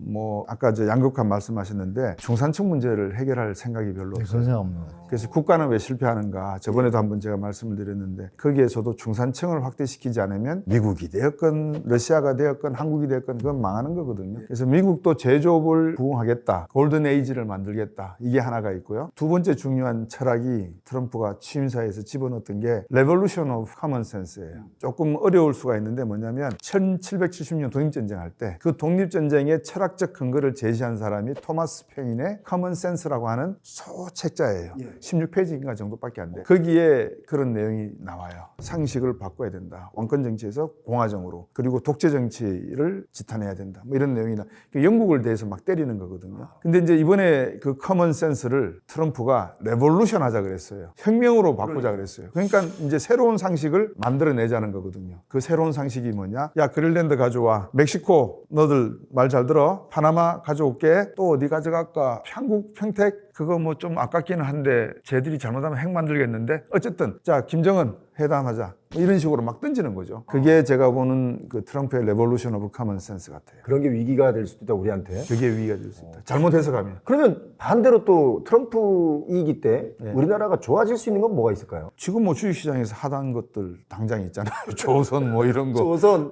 뭐 방산, 반도체 이런 건데 좋아진다라고 하는 개념이 좀 저는 한문도 교수님하고 근본적으로 이야기를 해야 될 게 부동산 정책을 말씀 주실 거 아니겠어요. 미국 부동산이 안 좋다. 감춰놨거든요. SBB 은행에서 박살이 났을 때 로컬 은행과 중앙의 상업은행은 성격이 틀리잖아요. JP 모건 체이스, 골드만삭스 수익률이 50% 이상 나고 난리예요. 근데 방금 말씀 주셨지만 로컬 뱅크들은 지금 파산하니 많이 지금 난리예요. 왜 그러느냐? 부동산이 안 좋거든요. 왜? 로컬은 전부 부동산에 관계돼 있거든요. 그럼 중소기업도 관련이 있지만 자영업자 말씀을 주셨잖아요. 자영업 안 좋죠? 중소기업 안 좋죠? 주택시장 안 좋죠? 그러면 이 로컬 뱅크에서 어떤 식의 파급 효과가 나올 것인가는 상업용 부동산 시장을 이렇게 가만히 놓고 보면 샌프란시스코에 2천만 달러 하던 게 지금 100만 달러 뭐 이렇게 막 팔리는 것들이 있단 말입니다. 이런 것들이 문제가 되고 있는 게 숨겨져 있는 거예요. 그러니까 이거는 물 밑에 있는데 물 위가 편안하다고 해서 야 이거는 뭐 별 문제 없겠거나 이렇게 생각하면 가는 거죠. 그래서 지금 저희들이 시청자분들과 함께 생각해야 될 문제는 수면 밑에 있는 이슈들, 근본적인 이슈들. 그러니까 왜 부동산 시장이 경제의 전반적인 지침, 실업과 소득과 양극화 문제를 판가름할 수 있는 근본 잣대가 되는지를 말씀 주셔야 될 그런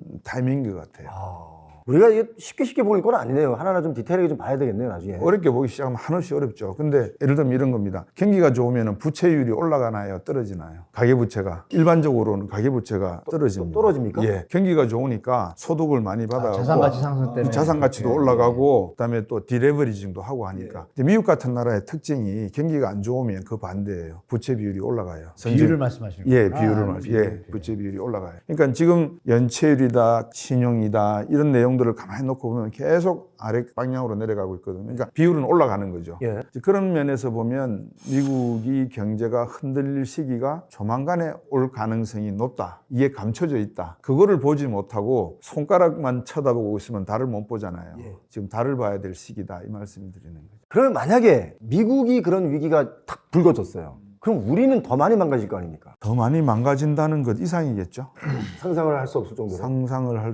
상상은 할 수 있겠죠. 왜냐하면 97년, 98년 외환위기를 겪어봤으니까 이 정도 되겠구나라고는 하겠죠. 그러니까 환율이 1,440원, 60원 휙 가버리잖아요. 예. 지금 뭐 1,440원으로 어느 정도 안정돼 있는 것 같은데 지금 아시아 지역에서는 한중일 삼국지가 지금 펼쳐지고 있고 저 태평양 건너편에서는 미국이 트럼프 대통령이 들어와 있고 어떤 방향으로 환율을 조정할지는 모르겠고 또 대서양 넘어서는 푸틴이 또 존재를 하고 있고 그러니까 이 지금 세계가 다보스 포럼에서 이번에 지정한 핵심 주제가 지정학적 리스크입니다. 우리가 거기에 해당되잖아요. 그래서 뭐 요즘 유튜브 보면 뭐 2025년 예언가들이 예언해 놓은 이야기 뭐 존 케이시, 타너 스님 막 별의별 사람들 이야기들이 다 나오는데 그런 그 트렌드라 그러죠. 추세는 어떻게 보면 이미 많은 분들이 뭔가는 좀 찜찜하다. 그런 느낌이 아니겠나 하는 생각이 들거든요. 우리 저 금리 얘기 나왔으니까 금리 동결했지 않습니까? 한국은행에서. 이거 왜 이렇게 동결했을까요? 그렇게 물어보시면 다 알지 않나요? 우리 시청자분들 다 아시는 수준인데. 대충 뭐 금 동결했으니까 뭐 가계 대출 늘어나니까 뭐 아니면 뭐 저 달러가 뭐 이렇게 대충은 알고 있겠지만 디테일하게.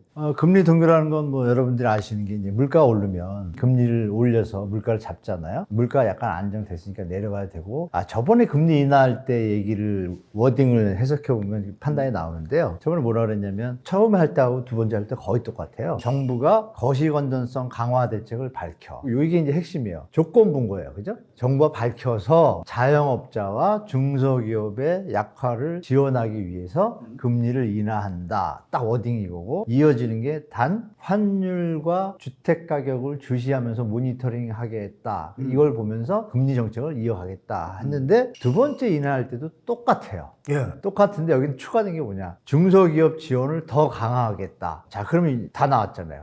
우리 자영업자와 중소기업이 상태가 안 좋은 거예요. 실제로 아까 뭐 미국 연체율도 얘기했지만 우리나라 연체율은 계속 뭐 지금 2년째 상승만 가고 있거든요. 좋은 게 아니잖아요. 그러니까 이거를 도와주려면 금리를 인하하는 건 맞아요. 맞는데 이제 지금 말씀 나눈 환율 있지 않습니까? 환율이 그럼 금리를 낮추면 환율이 올라가잖아요. 그럼 뭐 우리 시청자분들한테도 쉽게 말씀드리면 다 아시는 거지만 여기가 4%를 주고 여기 2%를 주면 4% 주는데 돈이 갈 거 아니에요. 그러니까 미국이 지금 높잖아요. 그러니까 돈이 막 $1를 자꾸 사면 어떻게 돼요? 수요가 몰리니까 달러가 강세잖아요. 우리는 환율이 약세니까 1달러에 1,000원 하던 게 1달러가 1,400원이 되면 수입할 때 물가가 올라가잖아요. 달러로 묘역이 되니까. 그럼 우리 중산층이 어떻게 돼요? 힘들죠. 힘들어지잖아요. 이게 이제 두 개를 잘 조정하는 게 이제 한국은행인데 그러면 이번에 이제 두 개 낀 거예요. 낀 금리 정책인 거예요. 환율이 급등했잖아요. 또 정치적 불확실성을 던진 바람에 막 1,500원 향해서 달려가니 정부 입장에서는 금리를 인하해야 되는 시점인데 어떤 것 때문에? 경제가 좀 안 좋으니까 금리 인하해서 소비 진작을 해야 되는데 인하하자니 국제적인 이 게임에서 밀린단 말이에요. 오도 가도 못하니까 지금 상황에서 이번에 동결할 때는 국민은 연금 수합하고 뭐 외평채 쓰고 지금 난리가 났잖아요. 사실은. 이런 부분을 하느니 이제 감안한 거예요. 아까 말씀드린 대로 환율 모니터링을 한 거죠. 그래서 내리고 싶지만 내렸다가는 글로벌 머니 게임에서 약간 밀릴 것 같다라는 그런 개념이 있고 이어서 말씀드리면 우리나라를 빼고 나머지 나라들은 다 발표는 안 했지만 캐나다, 멕시코, 중국한테는 발표했잖아요. 관세 대상까지 다 적어가지고 어느 종목까지. 그러면 우리가 더듬어 볼 게 예전에 트럼프가 집권할 때 그때도 50% 관세 막 매긴 거 있잖아요. 그걸 계산해 보면 50%의 관세를 전체 중국 수출품 중에 50%에만 매겼어요. 그러니까 그때 25%였죠. 이거 매기니까 그럼 25%가 반이면 12.5%잖아요. 그러니까 중국이 머리를 딱 써가지고 위안화를 평가절을 팍 해요. 10%를. 약간 상쇄되잖아요. 환율 하락할까. 그렇지. 이런 걸 예전에 했단 말이에요. 그러니까 지금 보면 전 세계가 지금 금리 인하잖아요. 인하는 이유는 뭐예요? 미리 낮춰줘야 나중에 강달러 됐을 때 이게 상쇄하는 효과가 있거든요. 이거를 미리 다 알고 한번 겪어본 거예요. 트럼프가 되면 강달러 더 될 거니까 미리 더 이걸 대비하게 했는데 우리는 내려야 되잖아요. 못 내리는 이유가 뭐예요? 우리 환율이 너무 지금 힘을 못 쓰는 거예요. 뛰니까. 그러면 여기서 환율이 너무 올라가면 국민들이 어떻게 돼요? 기름값 올라가. 이 안에서 터지잖아요. 그렇지. 그래서 일단은 잠시 쉬는 거예요. 본의 아니게. 그러니까 인하하고 싶은 타이밍 면도 반이 있고 인하를 했을 때 문제점도 반이 있는데 이걸 해결할 대안이 없어요. 왜 또 결정적으로 아까 우리 박 박사님 말씀 주셨잖아요. 창구가 없잖아요. 대화 상대가 없으니까. 네, 그러니까 퀘스천이 돼버린 거예요. 그러니까 그런 불확실성이 너무 많으니 하는 총재 입장도 야 이게 이것도 고쳐야 되고 이것도 고쳐야 되고 이것도 고쳐야 되는데 너무 머리가 아프니까 잠시 쉬자 이거죠. 그래서 잠시 쉬었지만 그래서 쉬는 게 결국 그게 동결이다. 저는 이렇게 이제 하면 쉽게 말씀하시라 그러니까 그렇게 보시는 게 이제 맞는 것 같아요. 그래서 조금 보시면 결국은 금리 인하한다는 건 뭐예요? 경제가 안 좋다는 얘기잖아요. 그러면 이게 부동산에 어떻게 올지는 이게 되시죠, 여러분? 혹자들이 금리 인하라면 집값 온다 이런 거는 논리에 안 맞는 이유가 뭐냐면 다른 모든 경제 상황이 안정적일 때 얘기예요. 그거 잘 참고하셔가지고 접하셔야 될 것 같아요. 아니 한국은행 그 이창용 총재께서 뭐 12월에 그런 말 했거든요 분명히. 내가 1월 달에 되면 내리겠다. 내릴 확률이 높다. 막 이렇게 했는데 딱 되니까 안 내리고 동결한 거예요. 못 내린 거죠. 못 내린 거죠. 네네. 그리고 또 지금 환율이 거의 1,500원 가까이 갔다가 지금 1,450원대에 지금 머물러 있거든요. 이게 좀 더 내려가야지 되잖아요. 근데 왜 안 내려가고 있을까? 참 이런 그 환율 이야기, 금리 이야기 나올 때마다 드리고 싶은 말씀이 많아요. 그러니까 기본이 있잖아요. 환율이라는 게 왜 생겼고 금리라는 게 왜 생겼고 세상 살아가면서 빚 없이 살아갈 수가 없잖아요. 그러니까 금융자본주의라고 하는 것은 빚이 많아야지만 잘 사는 세상을 금융자본주의라고 하는 거예요. 그러면 그 빚이 많은 걸 상대적으로 네가 많니 내가 많니 네가 더 큰 국가니 내가 더 큰 국가니라다가 측정을 해야 되는데 측정하는 방법이 하나는 금리고 하나는 환율이거든요. 내부적으로 측정했을 때 금리가 세다 이 말은 상당히 이 경제는 현재 경제가 막 하대가지고 금리가 막 오르고 있다라고 해석이 되거나 아니면 완전히 이 경제는 무너져가지고 이제 별 볼 일 없다. 그래서 이제 돈 빌리기가 힘드니까 막 금리가 올라간다. 이제 그렇게 해석이 될 수 있는 거고 그게 상대국과 비교하려고 그러면 이제 환율로 비교가 되거든요. 근데 두 번 방송할 때 제가 한번 들었는데 유튜브에서 섭섭했어요. 왜냐 그러면 특히 한문도 교수님. 왜요? 교수님한테 왜 섭섭했어요? 아니 제가 분명히 환율 문제가 이 1,500원까지도 가고 1,530원까지도 갈 수 있다라고 뭐 개인적으로는 이야기를 안 해도 많이 이야기를 했는데 경제학자들 중에서 한국 환율 올라간다는 이야기 한 사람이 없다 막 이래버리니까 있는데. 지금 수정하겠습니다. 수정해야 되겠다. 우리 스승님이신 곽 박사님 제외하고인데 그 얘기를 했어야 되는데 자, 그러니까 올라갈 수 있다. 왜냐면 그 곽수종 박사님이 그렇게 올라갈 수 있다고 예상을 했고. 제가 농담으로 했는 거를 확 받아오시니까 제가 더 우리 몸둘 바를 모르겠습니다. 저희 특징이 농담도 다큐로 받는 특징이 있습니다. 저는 이제 오늘 사실 제가 이 자리가 굉장히 의미 있는 게 뭐냐면 경제는 이제 우리 박사님 그렇고 부동산으로 또 세밀하게 아주 디테일하게 보실 줄 아는 분은 사실 한문도 박사님이시거든요. 그러니까 저는 이 좋은 이 지금 큰 인재 두 분을 제가 탁 모시고 지금 제가 토론을 하고 있는 자체가 엄청난 제게는 영광이다. 아니 근데 이 말씀은 좀 드릴게요. 경제는 정치, 사회, 문화, 그 모든 또는 물리학 이런 모든 것들을 포괄할 수 있는 오케스트라적인 능력을 가지고 있으면 사람들이 살아가는 데 있어서 가장 중요한 탐진치의 그 본능을 어떻게 표현하는 것이 사회 전반적으로 좋을까라고 하는 이제 그림은 잡아낼 수가 있거든요. 근데 이 이야기는 조금 현실적인 이야기하고는 거리가 있는 것도 저는 알죠. 근데 제가 말씀드리고 싶은 거는 본질은 변하지 않는다는 거거든요. 물리학에서 원자 아무리 깨가 원자 더 밑에 밑에 아직 못 열어봤잖아요. 뭐 양자 있는 것까지는 알았는데, 그러니까 이제 그 순간까지는 가는데, 그러면 여기서 양자가 있습니다. 그러면 사람들이 야 임마 퀀텀이 어디, 큐비트가 어디, 뭐 모르면 그냥 바보 되는 거잖아요.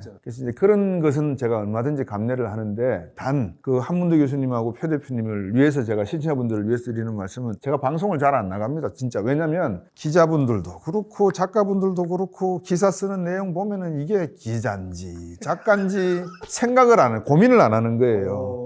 내가 이 기사를 썼을 때 이 신문사의 어떤 내용보다도, 물론 뭐 데스크에서 뭐 연필로 쫙쫙 꺼버리면 할 말은 없는데, 광고 때문에 그럴 수도 있어요. 그렇죠. 그래서 별로 대한민국에서 그렇게 이야기를 하고 싶은 학자분들이나 현업에 계신 분들이 안 계세요. 근데 다른 분들은 아니고, 우리 한문도 교수님은 제 본심을 아실 거예요. 우리 표 대표님은 두 번째 만나 뵀지만 이야기를 좀 많이 하고 싶어요. 그래서 국민들에게, 시청자분들에게 건방진 이야기지만 이게 본질입니다. 그리고 이게 어플라이드 돼서 실제로 부동산에서 일어나고 있는 이야기입니다. 현장에서 야전에서 직접 싸워보시고 지금 다투고 계시는 분입니다. 그러니까 이분들 말씀을 들어보십시오.